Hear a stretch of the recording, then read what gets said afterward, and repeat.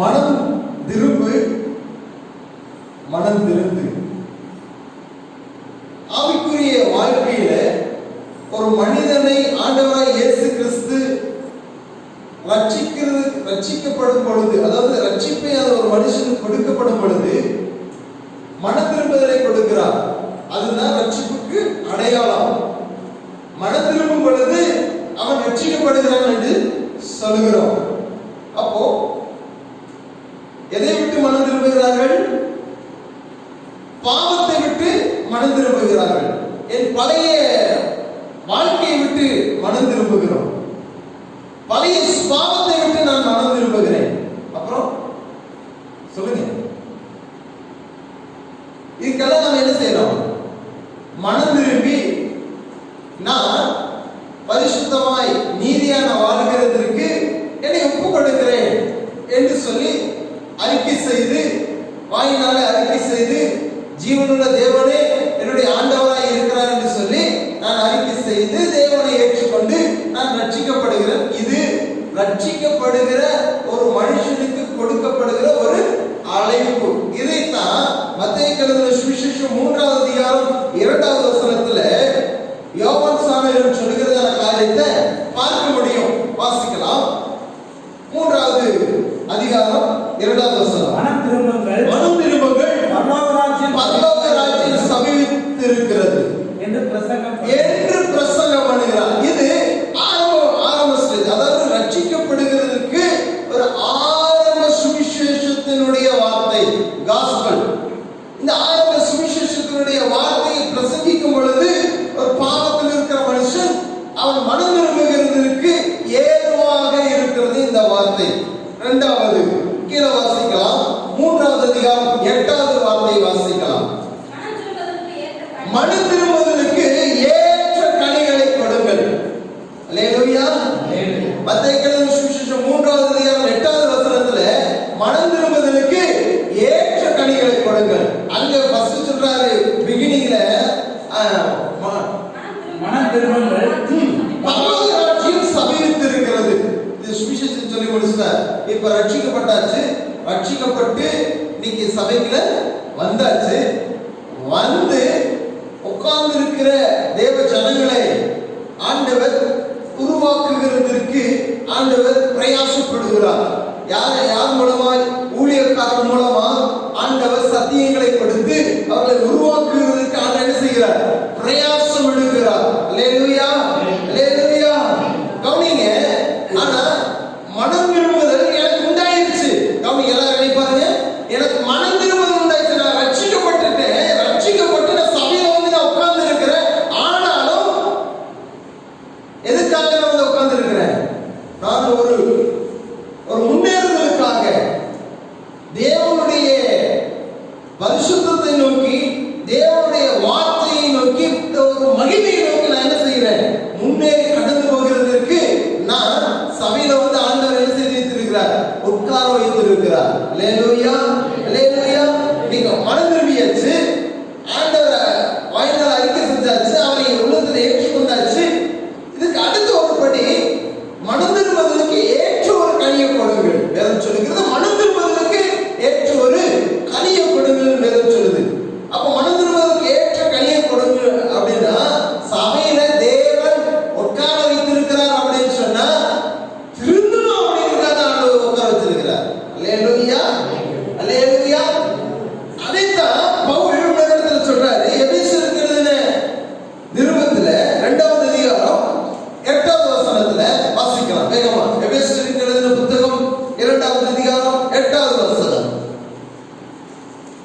கிருபையினாலே விசுவாசத்தை கொண்டு ரட்சிக்கப்பட்டீர்கள். எப்படியா? கிருபையினாலே விசுவாசத்தை கொண்டு நீங்கள் ரட்சிக்கப்பட்டீர்கள். தேவன் நம்ம மேல கிருபை வைத்திருக்கிறார். அந்த வைத்த அந்த கிருபை நிமித்தமாக தேவன் என்னை நினைத்திருந்தபடியினாலே நான் ஏதோ ஒரு விதத்துல நான் நன்மை செய்தபடினால ரட்சிக்கப்படல. ஆண்டவர் என் மேல வைத்த கிருபையினாலே இன்னைக்கு நான் ரட்சிக்கப்பட்டிருக்கிறேன். ரட்சிக்கப்பட்டிருக்கிற நிமித்தம், அதாவது கிருபையினால் ரட்சிக்கப்பட்டிருக்கிற நான் கிருபையினால விசுவாசத்தை கொண்டு ரட்சிக்கப்பட்டிருக்கிறேன். இப்ப ரட்சிக்கப்பட்டிருக்கிறேன், நான் எங்க வந்து உட்கார்ந்திருக்கேன்? சபையில வந்து உட்கார்ந்திருக்கிறேன். கிருபையினாலே விசுவாசத்தின் மூலமாக நான் இயேசுவை ஏற்றுக்கொண்டு நான் வந்து தேவனுடைய சன்னிதானத்தில் உட்கார்ந்திருக்கிறேன்னா எதுக்காக உட்கார்ந்திருக்கிறேன்? ஒரு மகிமையை நான் பெற்றுக்கொள்ள வேண்டும் என்பதற்காக, நம் தேவனுடைய முன்னேறி செல்கிறதற்காக நான் வந்து உட்கார்ந்து இருக்கிறேன். கவனிங்க, இதனுடைய அர்த்தத்தை சரியா புரிந்து கொள்ள வேண்டும். மனம் திரும்புவதற்கு ஏற்ற கனியை கொடுங்கள் அப்படின்னு இந்த இடத்துல சொல்லப்படுது. முன்னாடி நம்ம செய்த எல்லா காரியங்களையும் களைத்து விட்டு, முன்பு செய்த எல்லா பாவங்களையும் நான் களைத்து விட்டு, நீ நான் பரிசுத்தத்தை நோக்கி ஓடுகிறதற்கு, தேவன் விரும்புகிற பாதையில ஓடுகிறதற்கு என்னை நானே பழக்குவிக்கிறேன் என்பதற்காக நான் என்ன செஞ்சிருக்கிறேன்? உட்கார்ந்து இருக்கிறேன். அல்லேலூயா, அல்லேலூயா சொல்லுங்க, அல்லேலூயா சொல்லுங்க. ஆமென். அப்போ மனம் திரும்ப மாத்திரம் போதாது, மனம் திருந்த வேண்டும் என்பதற்காக, அதாவது விட்டுட்டு வந்த பாவங்களை டோட்டலா விட்டுட்டு ஒரு புதிய மனுஷனை தரித்துக் கொண்டு வாழ வேண்டும் என்று சொல்லி வேதம் சொல்லுகிறது. அல்லேலூயா. கீழே வாசிக்கலாம். எபேசியருக்கு எழுதின நிருபம் 2வது அதிகாரம் 3வது வசனத்துல அவர்களுக்குள்ளே நாம் எல்லாரும் முற்காலத்திலே நம் மாம்ச இச்சைகளின்படி நடந்து நம் மாம்சமும் மனதும் விரும்பினவைகளை செய்து சுபாவத்தினாலே மற்றவர்களைப் போல கோபாக்கினியின் பிள்ளைகளாய் இருந்தோம். நல்லா கவனிங்க. இப்போ எபேசியருக்கு நிருபம் 2வது அதிகாரம் 3வது வசனத்துல நாம் முற்காலத்துல எப்படி இருந்தோமா? கோபாக்கினியின் பிள்ளைகளாய் நாம் இருந்தோம். ஆனா தேவனோ கிருபையினாலே விசுவாசத்தை கொண்டு நீங்கள் நாம் ரட்சிப்பை பெற்றுக்கொண்டு நாம் இந்த சபையில வந்து தேவனை ஆராதிப்பதற்கு தேவன் வைத்திருக்கிறார். அதோட மாத்திரம் இல்ல, ஏன் ஒரு மனுஷன் மனம் திருமணதில்லை ஆண்டவராகிய இயேசு கிறிஸ்து அப்படியே பரலோகத்துக்கு எடுத்திருக்கலாமே, ஏன் எடுத்துக்கொள்ளப்படல? ஏன் நம்மளை எடுத்துக்கல? ஏன் இன்னும் பூமியில வச்சிருக்கிறாரு அப்படின்னு சொன்னா நாம் திரும்பணும் அப்படிங்கிறதுக்காக தான் ஆண்டு வைத்திருக்கிறார். அல்லேலூயா. ஏன்னா நான் பழைய பாவத்தையெல்லாம் விட்டுட்டேன், நான் வந்து இச்சைகளுக்கு ஏற்ற காரியங்களை முன்னாடி செஞ்சுட்டு இருந்தேன், நான் விட்டுட்டேன் அப்படின்னு நம்ம சொல்ல முடியாது. ஏன்னா நான் விசுவாசிக்கிறேன், நான் கிருபையினாலே விசுவாசத்தினாலே என் பாவம் மன்னிக்கப்பட்டது என்று சொல்லி நான் விசுவாசிக்கிறேன். விசுவாசத்தை அறிக்கை செஞ்சுதான் நம்ம என்ன செய்கிறோம்? முழுகி ஞானஸ்தானம் எடுத்து நாம் கரையேறுகிறோம், ஆண்டவரை பின்பற்றி வருகிறோம். ஆனா பழைய மனுஷன் அவ்வப்பொழுது எழும்புகிறான். என்ன செய்கிறான்? பழைய மனுஷன் அவ்வப்பொழுது எழுப்பி என்ன செய்கிறான்? அப்படியே டமான்னு வெளியே வந்து பார்க்கிறான். எப்படி பார்க்கிறான்? பழைய மனுஷன் அப்பப்ப பார்க்கிறான். ஞானஸ்தானம் எடுக்கும் பொழுதே அப்பவே அடக்கம் பண்ணி இருக்கணும், அப்பவே முற்றுமுடி அடக்கம் பண்ணி இருக்கணும். ஆனா அப்ப என்ன செய்யல? அடக்கம் பண்ணல. அப்பப்ப என்ன செய்யுது? எட்டி பார்க்குது. கவனிங்க, முன்னாடி நான் எப்படி இருந்தனோ, நான் ரட்சிக்கப்பட்ட பின்னாடி நான் அப்படி இருக்க கூடாது. ஏன்னா நான் ஒரு மகிமையை நோக்கி நான் கடந்து செல்கிறேன். இந்த மகிமையை நோக்கி நான் கடந்து செல்கிற பொழுது நான் பழைய காரியங்களை என்னிடத்துல இருந்ததுன்னு சொன்னா என்னுடைய பயணத்துக்கு ஒரு பெரிய தடையாக மாறிவிடும். அல்லேலூயா, அல்லேலூயா. நான் செய்த பாவம் என்னை பின்தொடர்ந்தே வந்தது என்று சொன்னால், அப்படி பின்தொடர்ந்து வருது அப்படின்னு சொன்னா தேவனுடைய வார்த்தை பிரசங்கிக்கப்படுது அப்படிங்கிறப்ப அந்த வார்த்தை என் இருதயத்தை குத்துதுன்னா கண்டிப்பா நீ மனம் திரும்பி தான் ஆகணும். அல்லேலூயா. அது திருந்ததுக்காகத்தான் தேவன் சபையில வைத்திருக்கிறார்.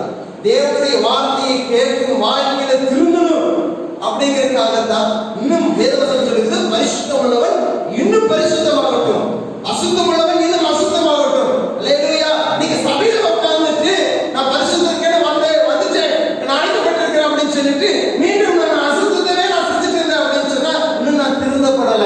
மனம் திரும்புதல் ஒன்றாயிடுச்சு. நீ